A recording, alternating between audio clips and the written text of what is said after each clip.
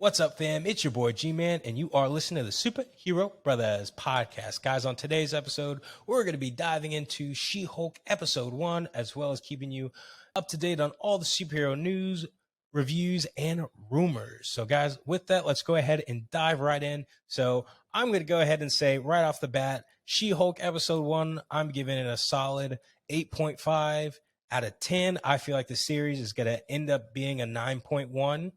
To 9.2. So we'll definitely have to see on that. But I think episode 1 did a really great job of introducing who Jen Walters was as a lawyer, how she became the She-Hulk, and how Bruce kind of spirited her way to Mexico to help her train and understand her powers.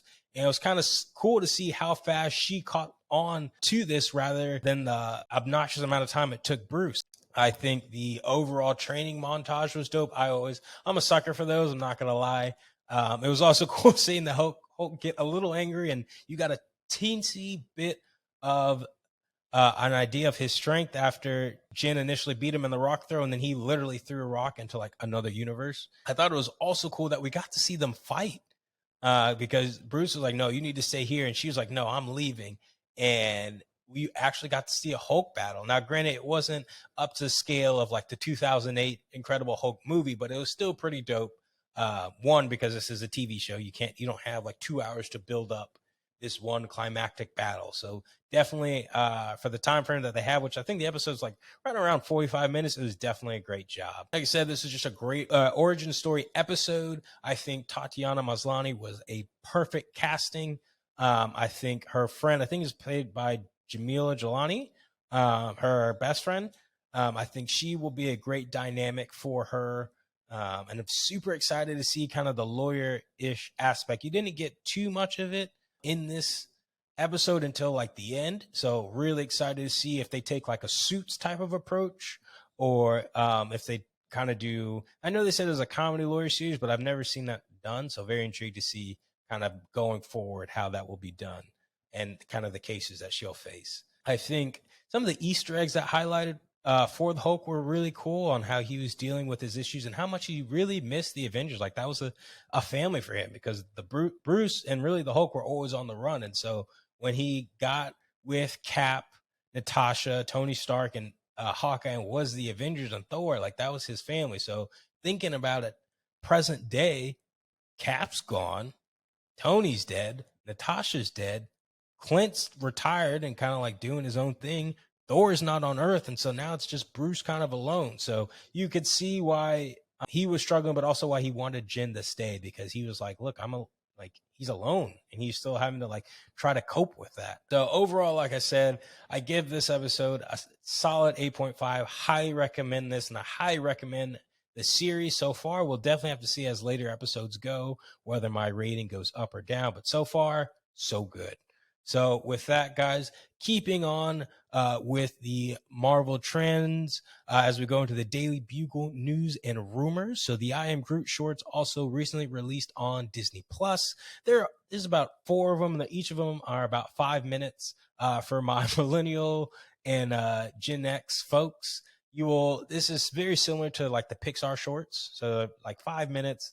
They're really funny though. I will say I'm not even a huge mini Groot fan, but definitely enjoyed those. So highly recommend you guys check those out. We had casting, or not only casting photos, but like training photos of Sydney Sweeney really getting into her superhero shape for her role. So she's actually not going to be playing Catwoman, or not Catwoman. Oh my word. That's a total dumb move. I mean, Black Cat in Sony's Madam Web movie. She's actually going to be Julie Carpenter, which is one of the Spider Women in the Spider-Man universe. Now, I'm not gonna lie, I thought this was a huge L on Marvel's part. Well, really Sony's part. They're just using kind of Marvel properties. But I think she would have been a perfect fit for Black Cat, or she is a perfect fit, in my opinion. Now, well, I think she'll still kill a Julia Carpenter role. Yeah, for sure. But I just think she would have been a much better Black Cat. And really, we got some insight on this movie that's going to be kind of Terminator-esque, where they're trying to protect Peter Parker's mom. And I guess she's going to be like a super spy or something, or some crazy scientist. So very intrigued to see kind of where they go with that plot. But I do still think that it's an L that Sydney Sweeney is not Black Cat. And Sony Sony's not Marvel. They need to start running a lot more things by Kevin Feige rather than just doing stuff like that, so we don't get another Morbius. So moving on, we got some extra screenshots actually of Riri Williams in her Mach 1 armor, which it's like this odd mix of like the modern Iron Man armor with a little bit of Wakanda flair to it, but it's not like a pretty armor, if you will. Like when you think of Iron Man's armor, it was always sleek, especially after the Mach 1, which of course with Riri, this being her first one, you expect it to kind of be a little bit clunky, but that was just one of the things I noticed. I'm super excited for her as a character, though. I don't know too much about her, but I know supposedly she's supposed to be one of the smartest beings on par, or if not smarter than Shuri, and almost at the intellect level of Mr. Fantastic. So very excited to see kind of how she's played and how really the MCU develops her story. Now, guys, you're gonna want to stay in your seats and not freak out for this. But supposedly Henry Cavill is in talks with Marvel to play Hyperion. Basically, Hyperion is Marvel's version of Superman. Now, this would be crazy if Henry Cavill actually got this role. One, because he's supposed to be Superman in the DC universe, and that would have just been a major L by them. But two, he would actually appear in Loki season 2, as well as probably be the muscle for Kang, and would be super excited to see how the Avengers, is this kind of new wave of Avengers, deals with him, because he is like basically a god. Like there's no other way around it. Like he has all of Superman's powers and he's not weakened by like kryptonite or some lame little rock. So very intrigued to see how they do that. We'll keep you guys posted on when that is confirmed or denied. Some other great news, though, is that John Bernthal and Kristen Ritter, which are the Punisher and Jessica Jones respectively, have been recasted and confirmed that they're coming back to the MCU. If you haven't seen their Netflix shows, guys, they were so dope. They're actually now on Disney Plus, so highly recommend you watch them. They were super awesome. I have much more of an affinity for John Bernthal just because I think he is the Punisher. He embodies that role really well. Jessica Jones, I didn't know as much as a character, so it took me a little bit longer to get into it. But there's a couple recasts going on, supposedly, that I did like and some that I didn't. So unfortunately, supposedly Mike Coulter, who played Luke Cage, Elodie Young, who played Elektra, Wilson Bethel, who played the Bullseye actor in Daredevil Season 3, and Finn Jones, who played Iron Fist, are being recast. Now, Finn Jones, I'm not gonna lie, I don't really care about. His Iron Fist was lame. That whole series was dumb. I tried to be as positive as I could, but it was really hard for me to get through. Not gonna lie, but was really bummed out to hear that Mike Coulter, Elodie Young, and Wilson Bethel won't be returning. Like to me, they embody their characters really well. Like Mike Coulter was or is really Luke Cage to me. And I think Wilson Bethel had given us a different Bullseye that we haven't seen in a while that we would really, really enjoy kind of going into the MCU verse. But in Feige we trust, he hasn't made a mistake yet. So we'll keep going. Well, maybe a minor mistake with the Eternals, but that's just personal preference, if you will. But supposedly the recasts are as follows. So Manny Jacinto is supposed to be the new Iron Fist, Eliza Gonzalez, a new Elektra, Trevante Rose as a new Luke Cage, and Boyd Holbrook as a new Bullseye. Not too pumped about Boyd Holbrook, not because I don't like him as an actor, but he was already in Moon Knight. I forgot the character he played, but his character died really quick. And I know maybe Marvel's like, oh, well, everyone will forget, but I don't forget that guy's face. I'm going to be like, he should be dead. There's no reason, there's no way he's Bullseye and that other guy from Moon Knight. So that'll be a little weird.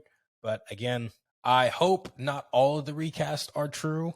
I'm excited if the recastings do go through because Marvel knows what they're doing. But at the same time, really, I only want the Iron Fist guy recasted. If they recast Finn Jones, I'm like, whatever.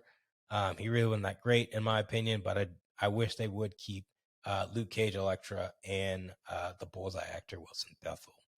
So with that, we're going to go ahead and switch into the DC universe. Not too many updates over here, but basically DC's just continues to take L's. Like if outside of maybe Batman and Black Adam, this year has been the year of L's for DC. So Leslie Grace supposedly has turned down the opportunity to come back as Batgirl just because of how the whole movie cancellation went down. Supposedly she found out just like the rest of us via Twitter. So like not even the respect to come out and reach to her agents or her directly and kind of an explanation why is really bad. Not only PR, but just like really jerk move to do to an actor who really committed to this role and all the shooting and money and time that went into this. So definitely can understand why she's frustrated, but also DC, you gotta pick the right actors and treat them well. Like you had Henry Cavill, Leslie Grace, great actors. You're not treating them well. Then you get Ezra Miller, and you were like, he's the best Flash ever, and he's out here being a real life Joker. Like, what are you doing?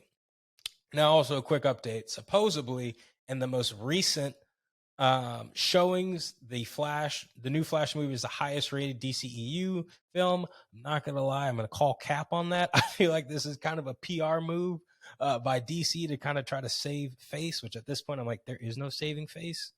But we will see what's going on. But with that, fam, we're going to go ahead and wrap up today's episode. If you enjoyed today's episode, please give us a 5-star review.